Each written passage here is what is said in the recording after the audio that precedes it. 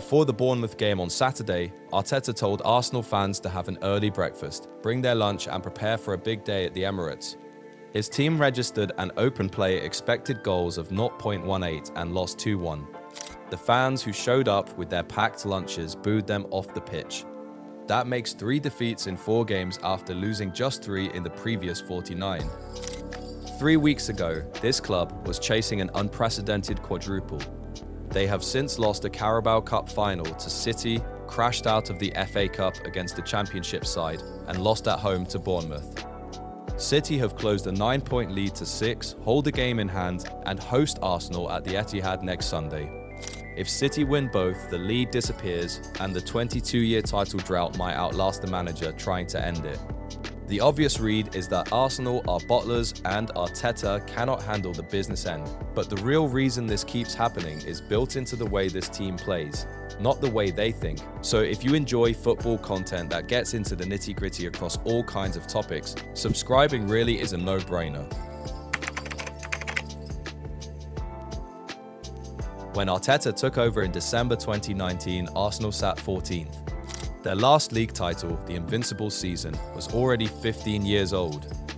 Since then, £920 million on transfers and a trajectory that moves in one direction: 8th, 5th, 2nd. 3 consecutive runners-up finishes behind City, the only club in Premier League history to manage that twice. The first time, under Wenger, they won the double the following year. One major trophy from all of that: the 2020 FA Cup behind closed doors during COVID. After Saturday, Arteta said it himself: "We know what is at stake, and the fact that as a club we have not done it for so long is a reason for that." 22 years without a league title weighs on a football club in ways that do not show up on a spreadsheet. The summer spending existed to lift it 250 million on Gyökeres, Eze, Zubimendi and Madueke, Eze, Zubimendi and Madueke. Every fan has had this argument about a manager clearly building something, clearly improving the club, but maybe carrying a ceiling right where it hurts most. For 8 months, that ceiling stayed hidden. Best defensive record in the league, 9 points clear, Champions League quarter-finals. Then March arrived, and the cracks opened fast. The Carabao Cup final at Wembley, Arsenal's first final in 6 years. Arteta picked Kepa Arrizabalaga over first-choice David Raya because Kepa had played every round, a loyalty decision.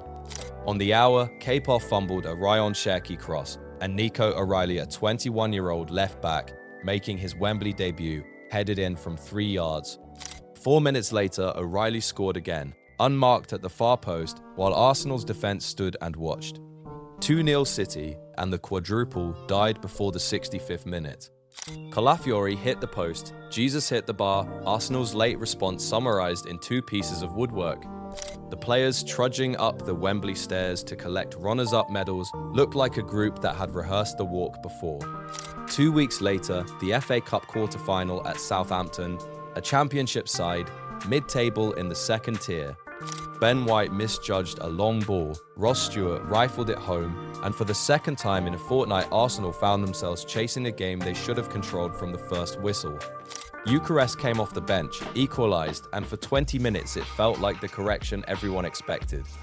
Then Shea Charles, a substitute, a Championship midfielder, drove one low into the corner in the 85th minute, and Southampton were going to Wembley instead. Arteta said afterwards, "I love my players, I am not going to criticise them for losing here."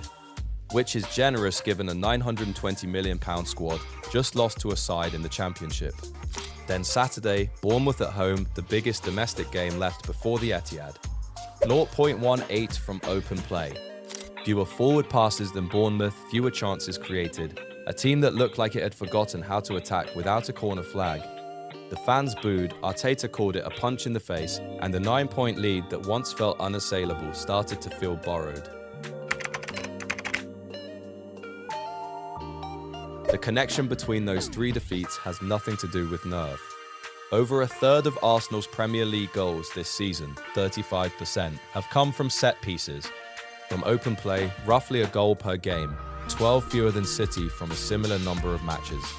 When Arsenal defend, press and execute their corner routines, nobody in the league can live with them. When a side sits deep, stays compact, and forces Arsenal to create an open play, the attacking model seizes up. Against Bournemouth, 0.18 open play XG. Against Forest the week before, 2.07 total, but 1.4 of it from dead balls. Against United, 0.39 from open play, with fewer forward passes than Michael Carrick's side. The system that builds 9-point leads carries a flaw that only shows up when the pressure peaks and opponents stop giving away cheap fouls in dangerous positions. Is Arteta's approach a title-winning method that injuries have derailed, or a limited system that flatters across a season and breaks in April? The injury case is real. Saka, Arsenal's most dangerous creator, missed all 3 defeats. Yuri Timber, their most versatile defender, the same. Easy, Nketiah and Merino have all had extended absences. At times, Arteta has managed without 5 of his first-choice 11, and that would test any squad in Europe. But City won 4 consecutive titles through rotation, squad depth, and a manager willing to change the system mid-game when Plan A stops working. Guardiola adapts, he shifts shapes, moves players between positions, invents new patterns depending on who is available. Arteta does not. The 4-3-3 stays fixed whether Saka is on the right or Madueke fills in, whether Rice anchors or Norgård does. The consistency works only when the best 11 are all fit, and in April, they rarely are. So the question tightens, is this a Team 1 fully healthy month away from a title, or a manager who cannot adjust when the plan meets resistance? Say Arsenal finish trophyless, City overtake them, the Champions League run dies somewhere between Sporting and the Barcelona semi-final. The board decides 6.5 years and 920 million is enough. Who walks through the door? The name at the top of every list, Xabi Alonso. Unbeaten domestic double at Leverkusen in 2024, the most wanted manager in world football a year ago, and right now unemployed. He is unemployed because Real Madrid sacked him after 233 days. 13 wins in his first 14 games, then 2 wins in his next 9, a dressing room that stopped listening, a Supercopa defeat to Barcelona, and gone by January. They replaced him with Alvaro Arbeloa, who had been coaching the reserves the week before. Madrid proved that the most impressive young coach in the world can still be destroyed by a hostile dressing room and the president, who never wanted the appointment in the first place. Then there is the romantic option, Cesc Fabregas. 303 appearances for Arsenal as a player, now building something at Como that the rest of Serie A did not see coming. Best defense in Italy, highest possession share in the league, 5th in the table, and every press conference sounds like a man who absorbed Wenger and Guardiola equally. Fabregas has 37 career matches as a head coach and has never managed outside Italy. Arsenal would be betting everything on a manager whose biggest achievement is keeping a promoted side in the top half of Serie A. And the part the sack Arteta crowd never addresses is what happens the morning after. This squad does not sit waiting for a new system.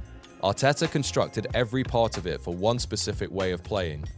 Arsenal bought Zubimendi for his midfield pivot, Eucharist for his false 9 role, Madueke to deliver set pieces from the right, Migrate to deliver set pieces from the right.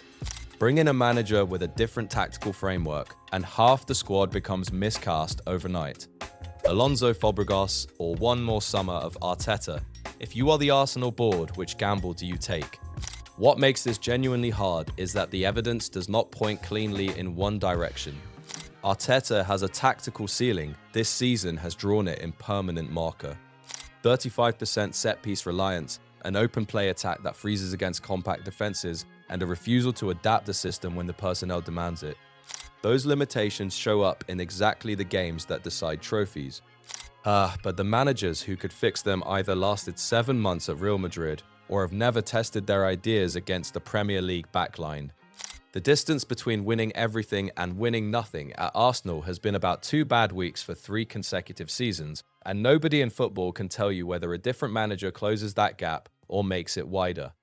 And honestly, a club that might finish this season with the COVID-era FA Cup as the only trophy from a £1 billion rebuild is exactly the kind of football story that deserves a deeper look. So if you enjoy football content that gets into the nitty-gritty across all kinds of topics, subscribing really is a no-brainer.